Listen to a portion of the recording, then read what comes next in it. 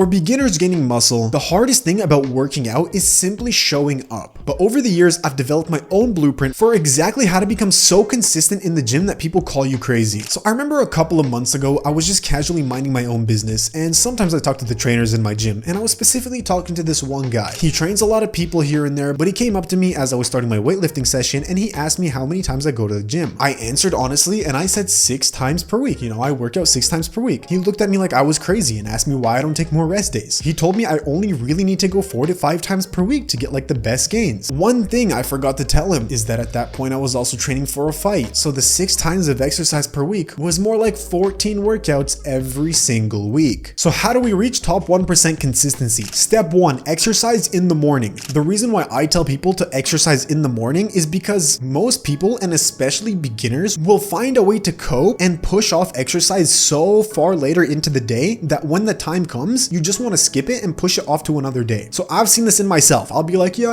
whatever, I'll go at like 4 p.m. or something. And then 4 p.m. comes around, I'll say, I'll just go at like 6. 6 comes around, and at that point, it's like, there's no point of going. It's going to be too crowded. Let's just go to sleep, right? I'll do more tomorrow. As if that ever happens, right? Mornings typically are great as you're just mentally the most sharpest, you have the most willpower, and you're the least likely to fall off your plan. A general rule for life that I've followed for quite a long time, you do your hardest task first thing in the morning. So if you want to get into better shape, you work out first thing in the morning. If you want to get your grades up, you do your homework or you study for your test first thing in the morning. It's when your brain is the sharpest and it's the easiest to do cognitive tasks, which also transfers quite well over to physical activity. Think about it this way. Is it easier to hit the gym first thing in the morning after you've gotten out of that groggy phase and you actually have like the regular energy to go work out? Or is it easier to go through a whole day's worth of work, go through all your classes and lectures at school or university, and then after that ends, muster up the energy to go and exercise? I've done both. I've worked out after school, after work for long periods of time for like 2 years straight, and I've also worked out in the mornings. And what I can say is it's far easier to go in the mornings when you're most refreshed. After school, after work, after university, after all your lectures, you can just be so mentally tired that you just want to lay down and do nothing for the rest of the day. So get the hardest task done as soon as you wake up. Step 2, ignore optimal and go for fun. You should first learn how to love the gym by just doing the exercises that you want to do.